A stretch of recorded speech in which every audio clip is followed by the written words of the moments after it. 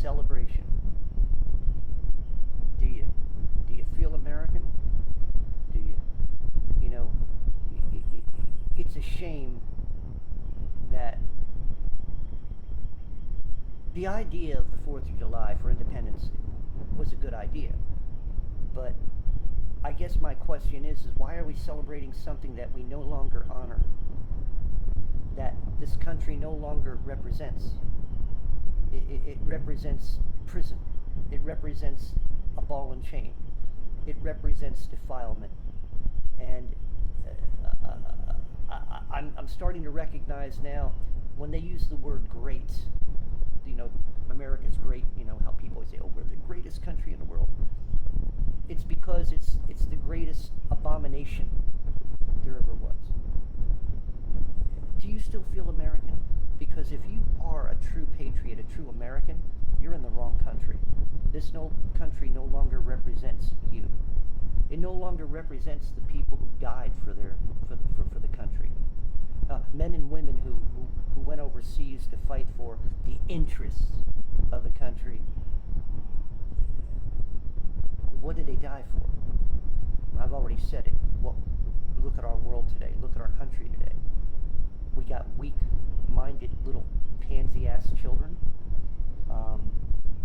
We have people who are leaders, who are perverts, deviants. I mean, a health minister. We have a health man in office who wears a dress and makeup and a wig. I don't understand why he's in the area of health, because mentally, there is no mental. That man's mentally insane. And then we have a pervert in the office who shakes hands in the wind. Are you proud of that? How proud of you are you of this country? You know, I often also see, you know, people will sit there and they talk about white privilege this, white privilege that. And you know what's ironic? Is when the people talking about it are the people who are white. That's insane. That makes no freaking sense. Are you proud of America? You got businesses who have went towards an agenda and lost money and lost future paying customers. And for what reason? For an agenda that comes and goes? The agenda was to just destroy a segment of the population. They will end this agenda and start another one. Do you see what I'm saying? They had look at all the agendas that happened. You know, and it all surrounds, a lot of times, the Supreme Court, which you're trying to destroy.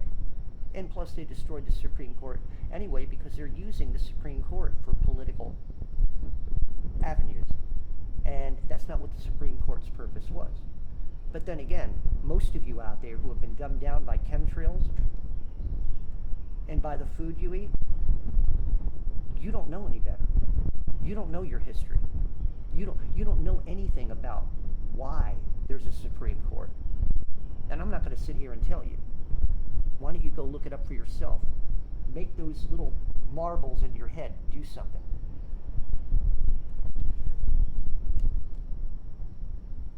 Well, enough about America. It doesn't exist. It sickens me. I live in a country that no longer honors the truth. I live in a country that's so debased and run by a bunch of reptile idiots who are possessed. No, I'm not happy with America. Take your flag and shove it, because it means nothing to me. Jesus' words, Matthew 24. And Jesus, 4:1, went out and departed from the temple, and his disciples came to him for to show him the buildings of the temple. And Jesus said unto them, See ye not all things? Verily I say unto you, there shall not be left here one stone upon another that shall be thrown down. And as he sat upon the Mount of Olives, the disciples came unto him privately, saying, Tell us, when shall these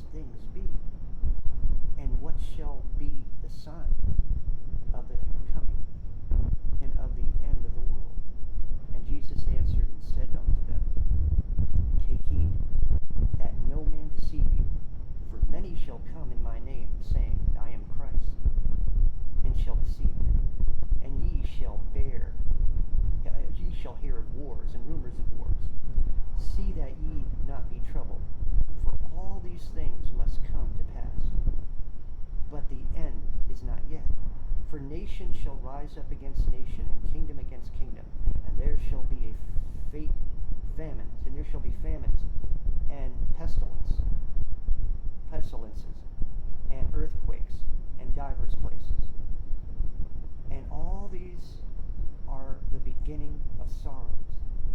Then shall they deliver you up to be afflicted, and shall kill you, and ye shall be hated of all nations for my name's sake.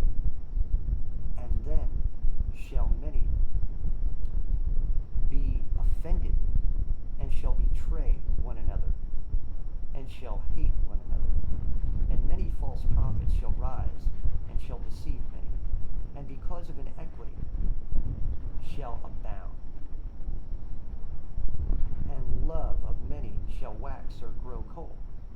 But he that shall endure unto the end, the same shall be saved. And this gospel of the kingdom shall be preached in all the world for a witness unto all nations, and then shall the end come. We're there. We're getting there. We're very close. Endure. That's what you have to do, is endure. If any word means anything to you under the name of Jesus Christ, it's the word endure. You must adopt that word, because that's what's going to keep you. And when I say endure in your faith, endure in your search for truth, endure in your keeping away and keeping at bay the demons, and not allowing this world to destroy your faith, not allowing this world to destroy your love. Do not become cold. I'm watching myself. As much as some of you think that I'm hateful, I could be saying some really hateful things. But I'm trying to watch myself. I'm trying to endure. I'm not going to get as angry as I normally do, because now the time is, things are heating up. Satan right now is beating the crap out of me, or trying to, and I'm enduring. I'm getting punched in the left and getting punched in the right. Things are not working out the way I'd hoped. And I do know that they'll work out, and I do believe that God is changing certain directions, and I'm enduring. And I have to, as you must. And remember, if you are a Christian and you continue being a Christian, what Jesus is sitting here saying, if you're standing for him, you shall endure the same. We remember, whether we're watching movies, the Passion or whatever, and other movies, and of course people are still going to be watching The Chosen, which I think is devilish now, because it's got mixtures of all kinds of things in there. The people making it are not all Christian, and I don't want nothing to do with that. And plus, they're a little bit more secular, and the Jesus being portrayed by the actor is a Catholic. I just.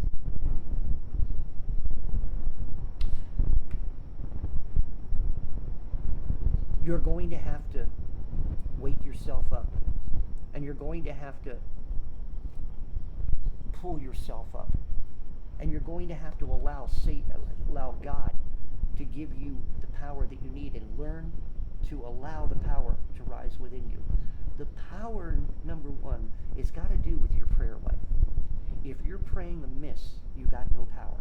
But if you're praying for God, praying to God for justice, praying to God for to keep you honest and to keep you there, that's where the Spirit of God, because things are going to get rough. The more you believe and the more you trust in God, the harder things are going to get. It ain't going to be an easy. It's not because Jesus is there, or Christ isn't within you. You got the Spirit within you. That doesn't necessarily mean that things are going to be easy. Having the Spirit in you is why things aren't easy. Because you defy everything they stand for. I hope most of you do. Because if you defy them, then you're standing for the truth. How long can you and as they continue defying God, and they know what you are, what do you think they're going to do as you keep trying to speak the word? they're going to keep wanting what? To silence you. To silence us here. To take us off. To make us look like idiots. That's what their purpose is. And eventually, will want to kill us. Because we no longer represent what they do. We're a blemish in their eyes. Even though they are a blemish in God's. They are the warts on a hand. They are the brown thing in the toilet. Because they wish to be. They wish to be defiled. It's all part of that pleasure that I was speaking of. They drowned in pleasure. They drowned in sin. Like my song. The woke. They drowned in sin. You know, everybody in this world who is not of God, truly of God. I'm not talking fake Christians. I'm not talking emotional Christians. I'm talking true spirit-filled Christians. We are the salt of the earth. And your salt is being unflavored. Because they do not want the salt. They do not want you to be seasoned.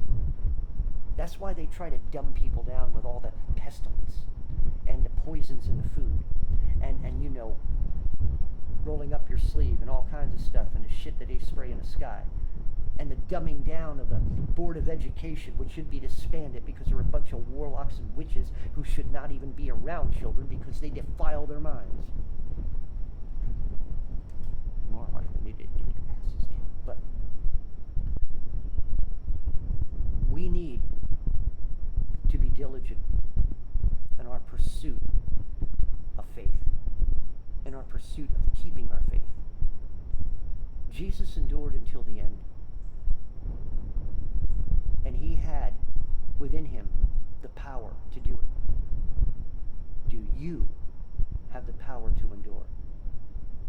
Do you have the power to take up your cross and walk that mile? Do you have the power when put up against the wall with either a bullet ready to go through your head, a guillotine ready to go through your neck, or maybe, I don't know, maybe they'll do that, or gas chamber to keep you from breathing and destroy your lungs? Are you willing to walk that mile? Are you willing to die for Christ? For God, for Jesus' sake? Are you willing? Are you capable? I mean, it's sort of like when you prepare a person to be part of a platoon or going to war. You want to make sure that everybody's watching each other's back. Are you watching each other's back? Are you a type of person who's willing to die for someone else? Would you die for Jesus? Would you die for God, if need be? Would you give up your life? Give up everything that you have. Give up your family, so to speak. Your wife, your children. To die for God. To die for Christ. Would you? Would you be like Jesus? Would you be strong enough to hang on a cross? Would you be capable? Because if you're not willing, and it's not in you, then stop playing games. Stop messing around. If the world makes more sense to you than God and His Word, if what you want to hold on to is here, you want to hold on to the garbage in which you own, you want to hold on to the wasteless life in which you live, and you want to enjoy the fruits of the world's harvest, it's poison. Even fruit. There's a watermelon sitting down there by these people who left it, and even today there are no ants going to it. Watermelon, no ants are going to it. Think about that for a moment. I remember putting a piece of watermelon down years ago and ants were all over it. There's no ants going to this watermelon sitting outside. Which it shouldn't be sitting out there because these idiots just throw shit around here. But anyway, think about that. The fruit of the harvest is poisoned. And like I always tell you about the grapes on the vine. Are you a spoiled grape? Are you a defiled grape? Because God is going to cut you off the vine if you're not part of the vine. You may play like you're the vine. You may even look good. You may even look good and juicy, right? But what if you're defiled? What if something in you could defile all the rest of the grapes? You have to be chopped off. You have to be taken away. Why? Because you're a defilement. You're a plague. You're a disease to the rest of the vine. See, the world out there is a vineyard of dead grapes. The vines aren't even used anymore. You can't transplant something in there to make others live because it'll kill them. That's why the grapes on a good vine must be separated from the grapes of a bad vine. A bad vine, excuse me. And if you try to mingle the vines of bad grapes and good grapes, what you are going to get is a whole bunch of bad, rotten, defiled, dead grapes. What kind of grape are you? What kind of vine do you live on? Are you on? Are you part of? Have you been grafted from a dead vine into a good vine? Do you add to the vine of life and nourishment? Or do you defile the vine of nourishment? Where do you stand? Where is your faith? Where's your allegiance? Where's your vineyard? What vineyard do you reside in? Do you reside in the vineyard of death?